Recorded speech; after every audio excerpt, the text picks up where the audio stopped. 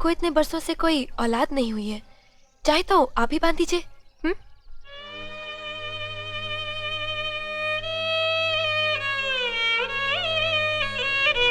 इसे क्षमा कर देना देवी माँ, अभी ये बच्ची है ना, इसलिए कुछ नहीं समझती।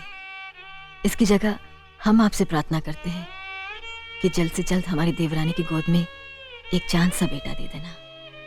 जय माता।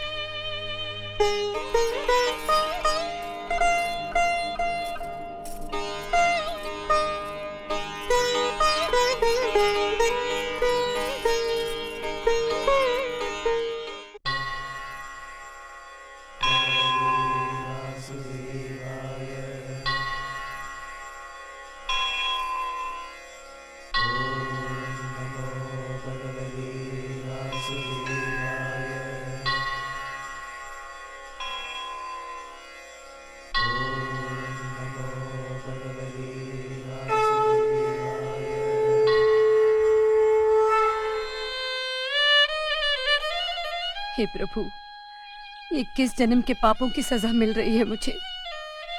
पिछले 17 साल से तेरे दर्शन नहीं कर पा रही हूँ। 1 साल और तेरी सीढ़ियों तक आकर वापस लौट जाऊंगी। बस प्रभु, मेरे बेटे के गुनाहों को माफ कर दो, उसे सही रास्ता दिखाओ।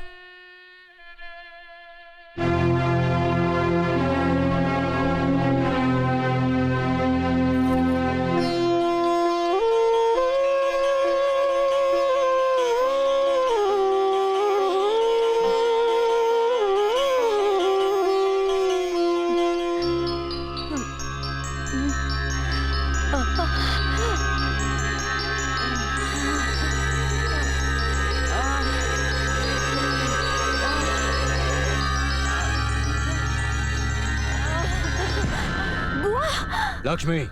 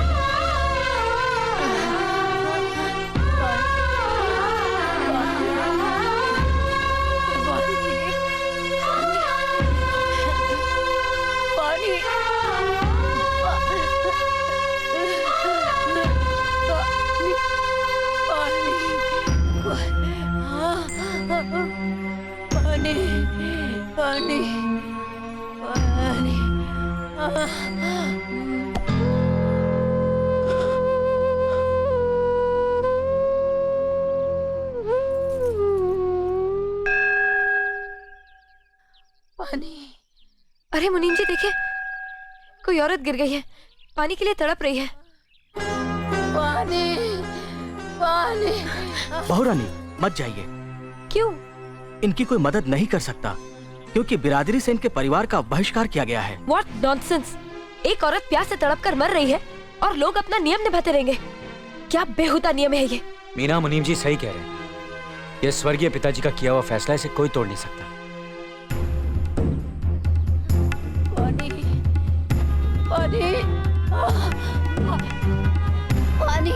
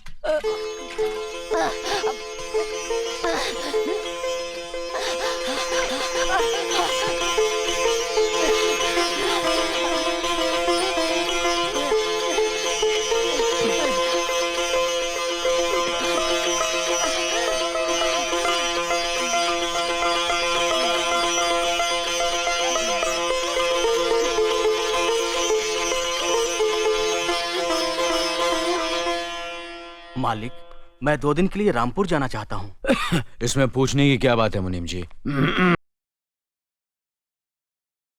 क्या मेरे पिताजी की मदद से तुम लोग हमारी बस्ती के झोंपड़े तोड़वाना चाहते हो और वहाँ मेरे नाम से एक 5 स्टार होटल खोलना चाहते हो? हाँ। ये तुम्हारा मेरे लिए प्यार है या तुम्हारी खुदगर्जी? कमला, हाँ, तुमने सोचा होगा कि मुझसे शादी करके तुम सारे गरीबों की हमदर्दी हासिल कर लोगे और अब शादी के बाद तुम मेरे नाम से दौलत कमाना चाहते हो क्योंकि ये गरीब की लड़की दहेज लेकर नहीं आई। Shut up! तुम्हारी बुरी नीयत का पता तो मुझे उसी दिन चल गया था जिस दिन तुमने पद्मा की इज्जत पर हाथ डालने की कोशिश की थी। बकवास बंद कर, वरना मुंह तोड़कर बत्ती से उखाड़ दूंगा। शायद तुम ये सोच रहे हो कि मैं झोपड़ों से आई हूँ इसलिए तुम्हारा हर जुल्म सह लूंगी। कभी नहीं। आज तुम्हारे पिताजी से मैं ये पूछ कर रहूंगी कि खद्दर का सफेद लिबास पहनकर सीने में काला दिल रखकर वो गरीब जनता को कब तक धोखा देते रहे।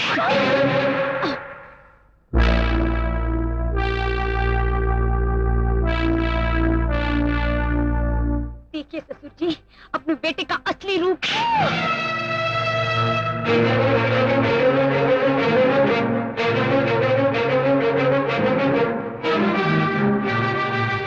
नीच, तुमने मुझ पर हाथ उठाने से पहले ये तो सोच लिया होता कि मैं तुम्हारी बहू हूँ। आगे एक शब्द भी मेरे डैडी के बारे में बोला तो जिंदा जमीन में दफन कर दूंगा। तुम क्या मुझे दफन करोगे? तुम्हें और तुम्हारी झूठी इज्जत और झूठी शान और शौकत को बीच चौराहे पर मैं दफन करूंगी। तुम्हारी गंदी सियासत को सारी जनता के सामने मैं दफन करूंगी। अगर ऐसा न किया तो मैं अपने माँ बाप की बेटी नहीं, इस धरती माँ की औलाद नहीं। बकवास बंद करती है या नहीं? ये बकवास नहीं है, ये मेरे दिल के जख्मों से बहता हुआ खून है। मैं इस MP राजशेखर के चेहरे से शराफत की ये झूठी नकाब नोचकर दुनिया को उसका असली चेहरा दिखाऊंगी।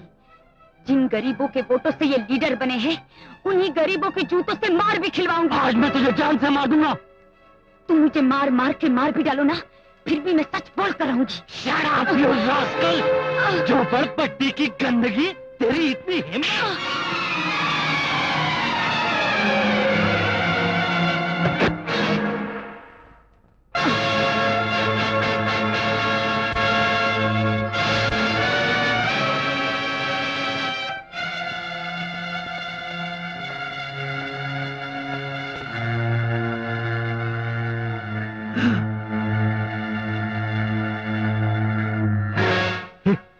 ये तो भर गई।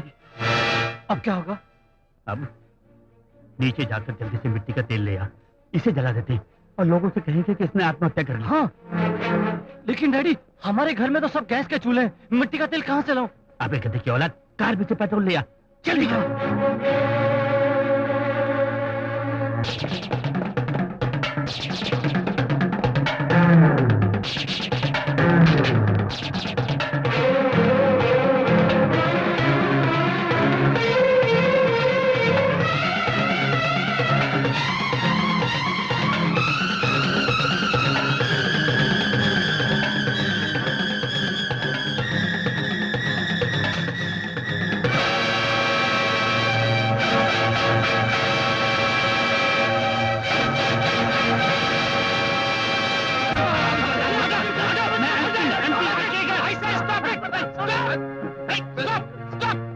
इंस्पेक्टर, हमें बचा लीजिए, ये लोग हमें जान से मार देना चाहते हैं। मिस्टर रघु, ये आपकी बीवी की लाश है? जी इंस्पेक्टर साहब। इनकी मौत कैसे हुई? आत्महत्या कर ली। आप चुप रहिए दोनों, मैं इनसे पूछ रहा हूँ। हाँ, बताइए। आत्महत्या, खुदकुशी कर ली। ये खोटा बोलता है इंस्पेक्टर, ये दिखावे के आंसू है। ये लोग आज मेरी बेटी को जलाया है इंस्पेक्टर साहब। एक मिनट। मिस्टर रघु, आपको मेरे साथ पुलिस स्टेशन चलना होगा। और गणेश बाबू, आपको चलिए। आइए चलिए। हवलदार, लाश को पोस्टमार्टम के लिए भेज दो।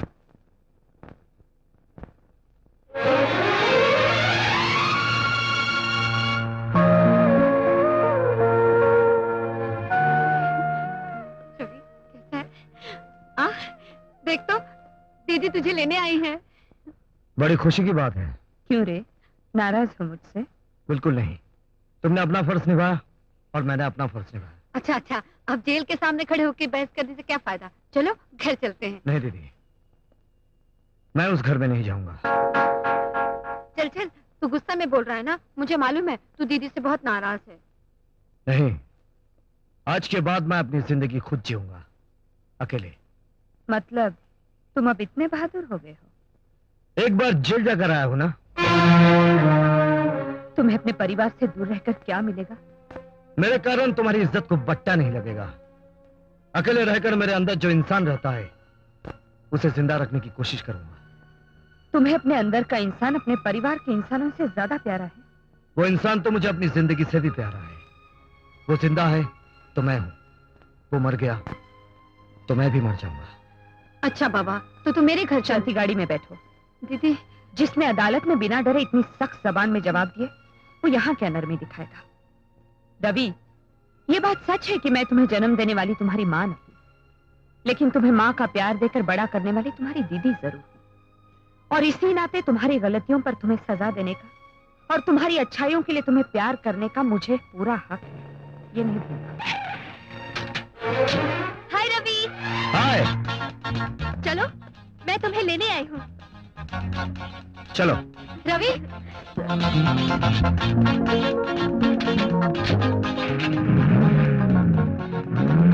अरे दीदी, ये वही लड़की है ना जिसने उस दिन भरी अदालत में ये कहा था कि रवि ने उसकी जबरदस्ती पप्पी ली?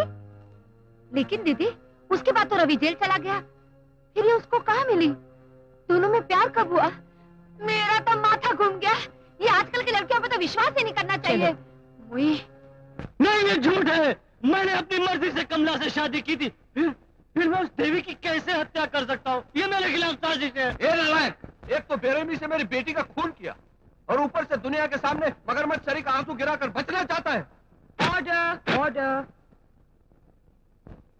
मिस्टर रघु, तुमने सब इंस्पेक्टर सोहन को यह बयान दिया कि जब तुमने अपनी पत्नी की चीख सुनी तो तुम फौरन किचन की तरफ दौड़े, राइट? हाँ। उस वक्त तुम कहां थे? हॉल में। तुम वहां अकेले थे या कोई और था तुम्हारे साथ? मेरे पिताजी थे मेरे साथ में। तुमने एफआईआर में तो कोई ऐसा जिक्र नहीं किया। नहीं, मेरे पिताजी वहां बिल्कुल नहीं थे, मैं बिल्कुल अकेला था। लेकिन अभी अभी तो तुमने पब्लिक प्रोसिक्यूटर से कहा कि तुम्हारे पिताजी तुम्हारे साथ थे। मैं जिस वक्त अपने पिताजी से फोन पर बात कर रहा था, उस वक्त मैंने चीख सुनी थी, इसलिए मैंने ऐसा कहा। ओहो, तो तुम ये कबूल करते हो कि जिस वक्त तुमने चीख सुनी तुम उसके बिल्कुल करीब थे, तो तुमने उसे बचाने की कोशिश क्यों नहीं की?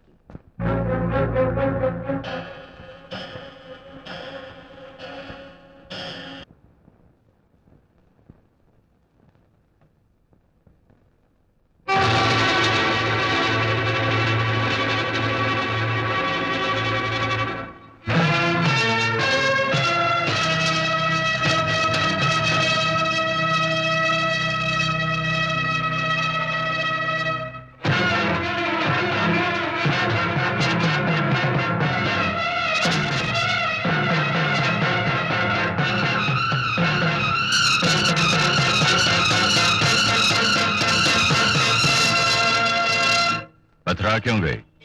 तस्वीर खिंचवा रही हो क्या? या पिछली जिंदगी की तस्वीरों को याद कर रही थी? अरे अपना सगा पति और सगी बेटी होने के बावजूद ये लावारिस बेसहारों की तरह जिंदगी गुजार रही हो। पुरानी यादें तो सताएंगी ही। मेरी बच्ची कैसी है? अच्छी है, बिल्कुल अच्छी है, मगर तुम्हारा छोड़ा हुआ पति, ये हाल है उसका। अरे होना तो ये चाहिए था कि इतनी बड़ी जज का पति होने के नाते तुम्हारे आलीशान बंगले में रहता, तुम्हारी गाड़ी में तुम्हारे साथ ठाठ से बैठकर ऐशो आराम की जिंदगी जीता। मगर देखो, पुराने कपड़े पहनकर सस्ती सी सिगरेट पीकर जिंदगी काट रहा हूं। मेरी बच्ची कहाँ है? तुम्हारे साय से बहुत दूर है। उससे मिलने को मन करता है ना? हाँ, तुमने उसे अपनी कोख से जन्म जो दिया, माँ के दिल के प्याले से ममता तो छलकेगी। मिलाऊंगा, जरूर मिलाऊंगा, लेकिन उससे पहले तुम्हें मेरी एक छोटी सी मदद करनी होगी। तुम्हारी अदालत में कत्ल का एक केस चल रहा है कि एमपी राजशेखर के बेटे ने अपनी बीवी को जान से मार डाला। तुम्हें सिर्फ ये फैसला करना है कि उसने वो कत्ल नहीं किया। तुम्हारी मांग में चमकता हुआ सिंदूर, तुम्हारे जिस्म पर यह खूबसूरत रंगीन साड़ी, आज इसलिए है कि तुम्हारा पति यानी कि मैं अभी जिंदा है।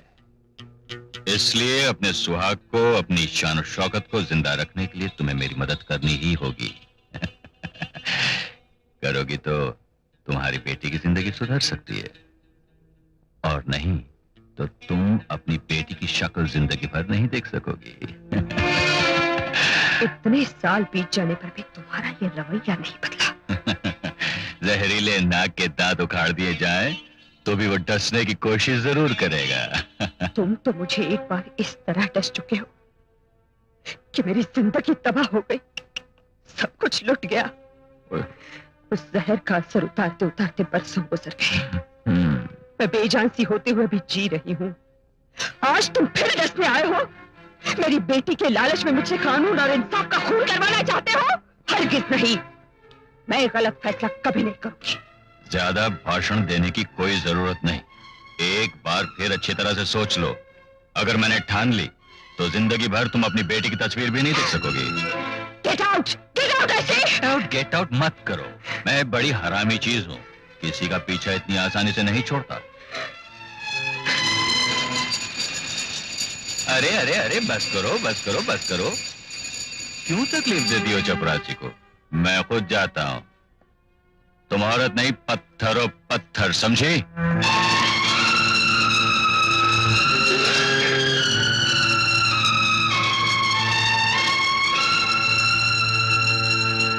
मैंने तुझे क्या करने के लिए भेजा था और तू क्या करके चला आया?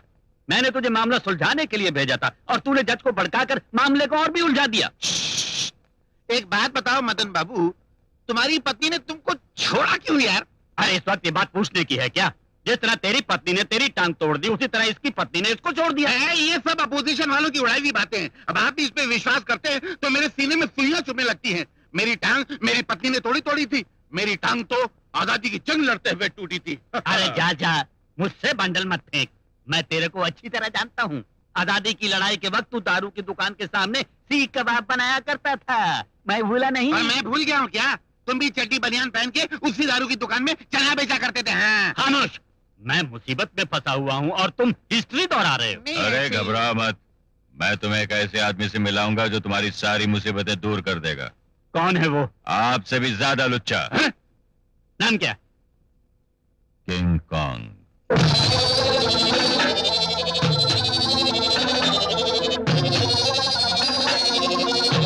नमस्ते जी।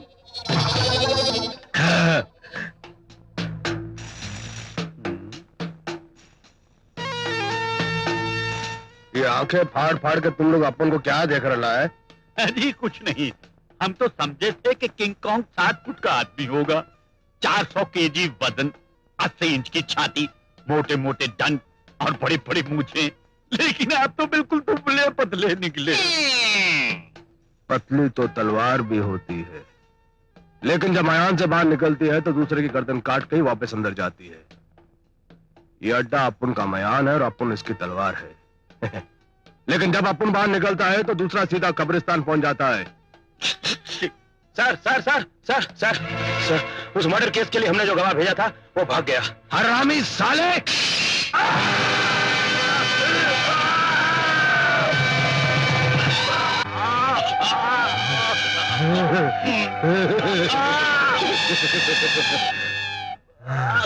थोड़ी तो तमीज होनी चाहिए ना।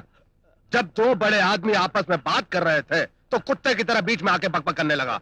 ए साले जान! आया भाईजान। इस हराम खोर को किसी अस्पताल में जाकर फेंक दो, और अगर बच गया तो इसके हाथ में 10,000 रुपए थमा देना और कहना कि आइंदा अपन को शहर में कभी नजर नहीं आए, और अगर मर गया तो इसकी फैमिली को 25,000 रुपए देकर सेटलमेंट कर लेना। चल फुट। बताइए आप लोगों का क्या केस है? जी वो 1 गिलास पानी मिलेगा। छी छी छी छी छी छी, सुबह सुबह और पानी। दारू पियो, दारू। दारू? हाँ दारू। P low sir, P low. झूठा है। अरे पी लो, नहीं तो ये आदमी समझेगा हम लोगों को तमीज नहीं है और गिलास तोड़ के हम लोगों के पेट में घुसड़ देगा। पियो। अब बोलो क्या लफड़ा है तुम्हारा? जी वो मेरे बेटे ने अपनी पत्नी का खून कर दिया है। तुम्हें? हाँ जी। उसका कहीं टांका भिड़ा हुआ था क्या? नहीं नहीं नहीं, वो तो सीता थी, सीता। शर्म नहीं आती तुम लोगों को? इस देश में आजकल हजारों में एक सीता पैदा होती है और तुमने ऐसी पतिव्रता औरत को जान से मार डाला। थू, निकलो यहां से कुत्ता, निकलो, फट। सर सर किंग कॉन्ग साहब, इसने उसे जानबूझकर नहीं मारा। पति पत्नी का आपस में झगड़ा हो गया था, उसने जरा सा धक्का लगाया कि वो टेबल से टकराकर मर गई। हाँ सर, और इसी बात को लेकर अपोजिशन पार्टी के लोग अखबार वालों को मेरे खिलाफ भड़का रहे हैं, मुझे बदनाम करने की कोशिश कर रहे हैं। हाँ उस्ताद, वो राजनीति में हम लोगों को लंगड़ा बनाने के चक्कर में। ऐसे नाजुक मौके पर आप ही हमें भगवान का अवतार नजर आए हुजूर, तो सीधा उसको हमने जमानत पर छुड़ाया और आपके कदमों में हाजिर हो गए। ये तो सुनते ही नहीं। ए ढक्कन, आइए आइए आइए।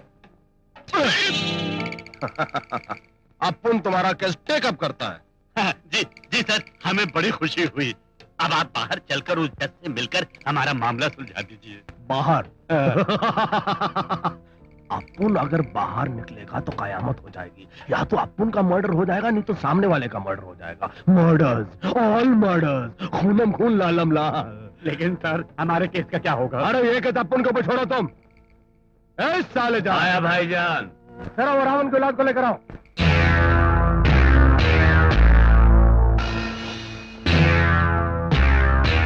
आज से ये तीनों तुम्हारे गोद लिए हुए बेटे हैं।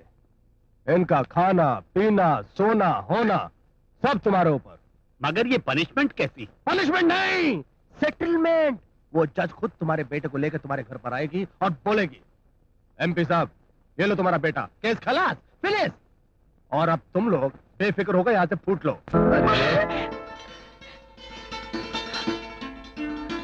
हे, कौन हो तुम? क्या नाम है तुम्हारा? अरे देखो, मैं जज सुमित्रा देवी का भाई हूँ, मुझसे शर्माने की कोई जरूरत नहीं है। बताओ ना, क्या नाम है तुम्हारा? अरे ये बेचारी क्या नाम बताएगी? गूंगी है, भगवान ने इसे सब कुछ दिया पर आवाज देना भूल गया। ये यतीम और गरीब है, इसीलिए तुम्हारी दीदी ने इसे काम पर रख लिया। चल बेटी, पिछवाड़े चलकर मसाला पीसेंगे, आजा चल। गूंगी लड़की।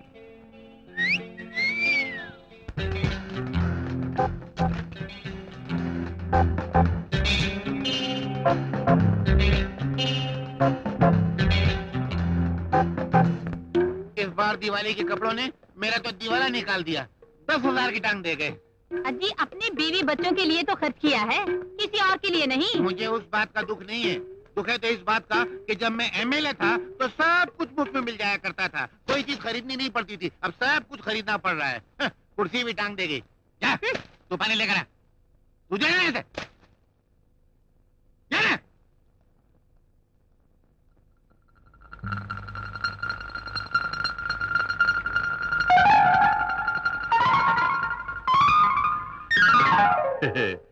बेचारा दुकान वाला मुझे शरीफ समझा, मैंने उसको 1000 रुपए की टांग दे दी।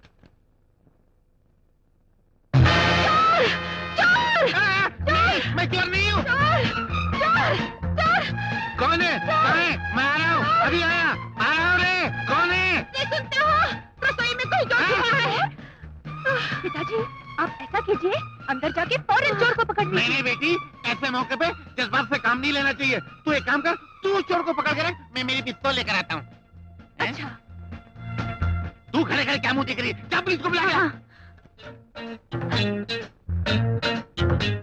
ए चोर, अपने आप को मेरे हवाले कर दो, वरना मैं तुम्हें मारूंगी।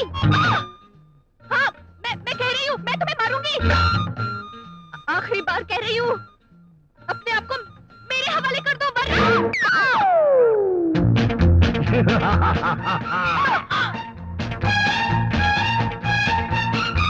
चोर मिल गया? मिल गया पिताजी। क्या कर रहा है? मुझे लूट रहा है। ऐसे कैसे हो सकता है? ये घर लूट सकता है मगर तुझे कोई नहीं लूट सकता। मैं आ रहा हूँ। मगर उसको पकड़ के रखा है ना? हाँ पकड़ के रखा है। एकदम कस के? एकदम कस के पकड़ रखा है। पहले सियाना बनता है, सिर फोड़ दूंगा। घूम इधर। तुम आपका दामाद। ये कहाँ से निकाला? लो, हाँ? मैं ये लेके जा रहा हूँ। ये लड्डू का नहीं है। पकड़ो चोर चोर। अरे तू क्या कर रही है? पकड़िए उसको। भी नहीं है।